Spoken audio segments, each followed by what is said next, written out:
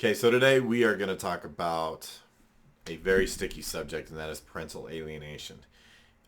This is a very precarious topic. It is a very sticky, and it's a cumbersome topic. Now, as a therapist, as a clinician, this is one of those things that I really can't stand. To me, this is borderline child abuse to enact parental alienation. As a clinician, I have a high threshold for a lot of things. There are a lot of things that I can put up with. There are a lot of things that I can tolerate. There are a lot of things that I'm able to just kind of move through and work with. And parental alienation is just one of those things that really boils my blood. And I've talked to many other therapists that have done family work, worked with kids, parents, teens, family dynamics. And it's universal across the board that clinicians see parental alienation and we abhor it. It's horrible. It's an awful thing to do to your kids. It's borderline child abuse. And to use kids as a weapon or to weaponize kids as an attempt to harm someone is really, it's pretty sociopathic. It's very, very selfish. It's a really awful thing to do. And so the bottom line with parental alienation. Well, actually, in this video, I'm going to talk about will the court do anything about parental alienation. If you've watched my other videos, you've probably heard me say a thing or two that is negative about family court. Uh, the judges and the attorneys, for the most part, there's no standard of practice in family court. That's just the bottom line. There's no guidelines. There's no book. They don't follow a manual. There aren't rules. There aren't standards of practice. It's just basically whatever that particular judge and or that particular commissioner feels like doing on that day. And sometimes it kind of depends on if your attorney is in the same club as the judge or the commissioner. It's a joke. It's a complete joke. There's just, I mean, yeah. I really don't like family attorneys, and I don't like the judges and commissioners either. I mean, they're former attorneys, and now that have graduated to the bench, if they get pulled off the bench, they'll probably go back to being an attorney again. Um, so here's the thing with parental alienation is if it was up to the mental health professionals, it would more than likely be in the DSM. If you're not familiar with the DSM, it's a diagnostic and statistical manual that we use for mental health disorders. And truth is, I did a deep dive a few years ago into parental alienation. Turns out there was a psychologist that put in tons and tons of time in his career and a lot of research into parental alienation and more than a decade, I believe. And his opposition with parental alienation was enormous, as you can imagine, because the people that enact parental alienation just obviously they're lacking a moral standard or an ethical standard. If they're okay alienating children from the other parent, then they're certainly okay to go after a mental health professional, a psychologist who's trying to get into the DSM. And he was this close to getting it in. He had so much opposition. From what I understand, he was super duper close to getting it in to the DSM, but he ended up committing suicide, and which kind of put the kibosh on it, and it never made it in. Most clinicians that I know that work with families recognize parental alienation as a big issue, and in the professional opinion of mental health folks, the court should pay a lot of attention to it. They should be concerned about it. But as it stands, for the most part, they really don't care.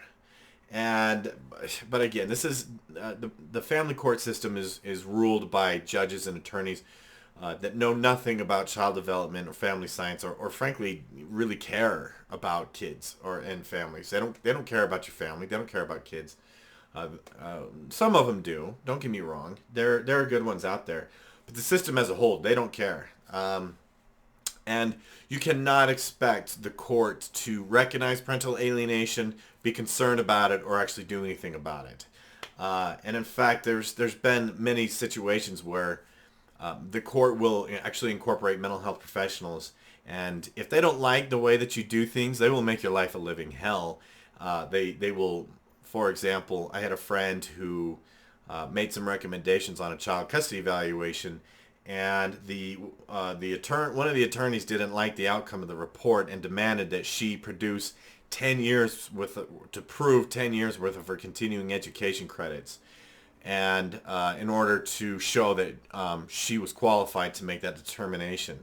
And the judge signed off on this, and now she's spending all these hours up the proof that she's had continuing education because the judge signed off on this crap. And so good mental health professionals are like, I don't want to have anything to do with that, so I'm staying out of the family court situation because attorneys are allowed to harass us. I mean, that's just kind of the truth. But if it was up to us, parental alienation would be a big part of the equation. Don't expect the court to care or do anything about it. I've completely lost faith, in case you didn't notice. In case it wasn't abundantly obvious, I've completely lost faith in the system. Family court, it's just how it is. If for those of us who really try to do our best to look out for families and kids, we've lost faith in the family court system for sure.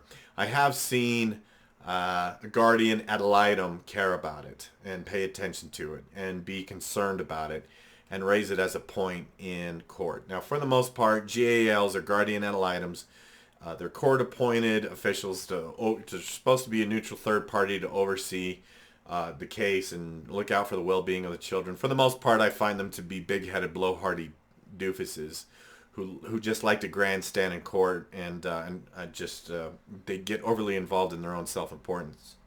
They're attorneys too, and they're worried about they're usually primarily concerned about their own reputation. And I've dealt with GALs that were an absolute nightmare. Like, they treat me like I'm the enemy when I'm trying to advocate for the child, and give me ridiculous court orders for things where it's like, why do you think I'm not involved or invested in the child's well-being? Why is this even necessary?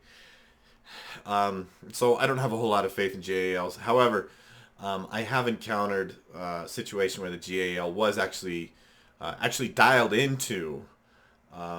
He told me, he said he was concerned about parental alienation on behalf of one of the parents, and I agreed, and I gave him my 2 cents, and I was actually pretty flattered. I ended up being kind of flattered with the interaction because he told me I had a reputation in the community for my professional expertise, and I was like, oh, well, that's good to know, because I am very vocal about this stuff. So parental alienation is a very, very tricky and difficult dynamic. Currently, I'm working on and getting close to finishing a course on parental alienation. So make sure that you stay tuned. Make sure you subscribe and follow me, because I will definitely put out a video as soon as that course is up and ready to go on Udemy, to at least give folks some help or leeway on dealing with parental alienation. So sorry to be the bearer of bad news, but if you get a situation where the court actually does care or get involved with parental alienation, you're one of the lucky ones. So thanks for watching. We'll see you next time.